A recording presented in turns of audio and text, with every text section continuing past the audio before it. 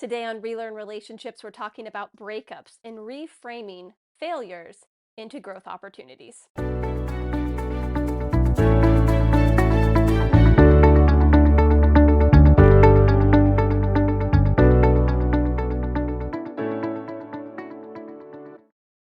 The other night, I was having dinner with a friend who recently went through a breakup, and she was telling me what a failure she felt like the relationship was and how she'd wasted so much time. And I think this is really relatable to feel like when we go through a breakup, when something ends, that it was a waste of time. And how could we not see this coming? And why did we pick this person? And I want to share with you today something that really helped me reframe my entire outlook on what makes a relationship successful. Because when I was younger, I thought being married for 50 plus years meant you had a successful relationship. And when I was younger, I got married. And that was my goal, to stay together until our last breath, to be with each other, to build a life for decades. And that didn't happen. In 2018, I went through a really painful divorce.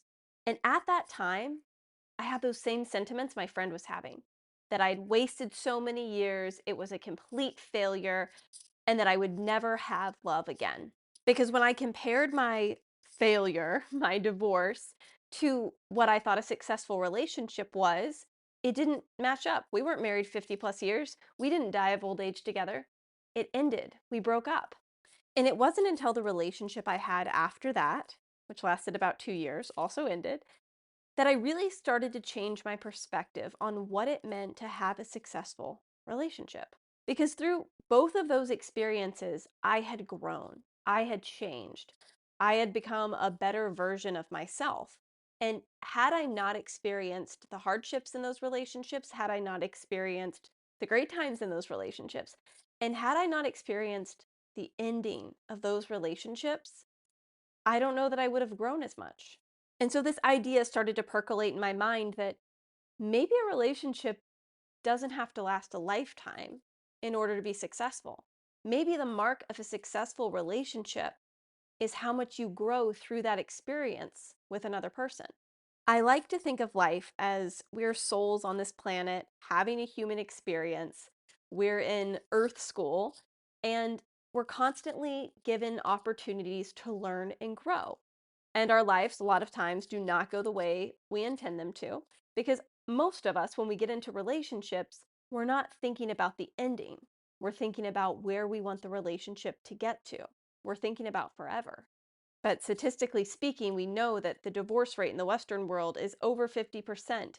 And I always wonder how many people that stay married are genuinely happy in healthy relationships, in great partnerships.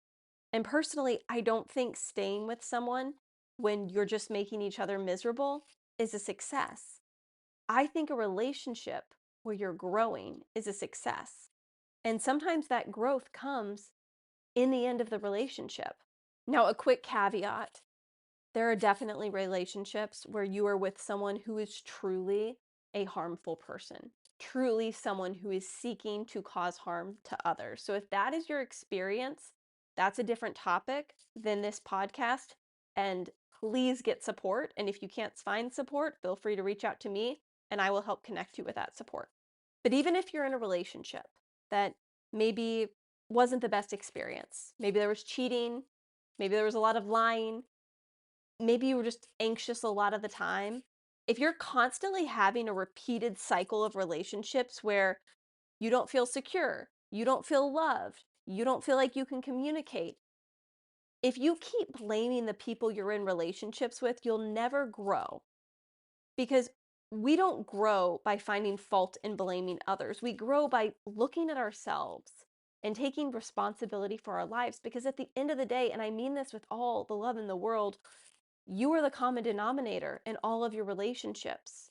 And so what you're attracting to you, or even if you're not necessarily attracting it, because let's be honest, unhealthy people are attracted to everybody, right? They're not just looking for their match in someone else who's unhealthy, but you're allowing it. So it's getting really curious about like, wow, what inside of me is allowing this behavior to continue in my life? What patterns am I holding on to from early childhood? Or why do I have my worth set at this level? Why do I keep allowing people to walk on me? Or why do I keep allowing people to violate my boundaries? So even if that's your relationship pattern and you're like, nope, every relationship has sucked. I've had the same kind of guy or the same kind of girl. Everyone is the same. Instead of having that defeatist mindset, I want you to get curious about, why am I allowing this? And it's not a judgment towards ourselves, right? We're not being cruel to ourselves. We're looking at a situation with a grace and saying, hold up, what is it about this that I'm allowing? And what is the deeper cause of that? What is the reason that this keeps happening? Because when you take responsibility and you really look for that root cause, then you can address it, then you can heal, and then you can grow, which again means that the relationship was not necessarily a waste of time because it was teaching you something. Every breakup can teach you something if you're willing to listen. And this has really helped me. When I look back at getting divorced, I grew so much through that experience. I tapped into strength that I didn't even know I had.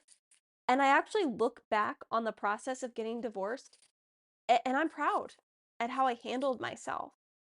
And I'm proud at the growth journey that I went on.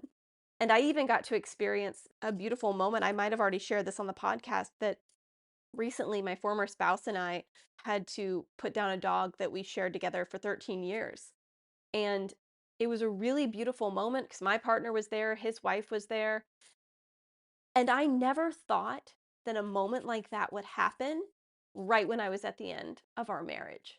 There was so much pain, there was so much anger that I am like, wow, because I chose growth and I was able to forgive, let go, move forward, and grow, and he grew as well.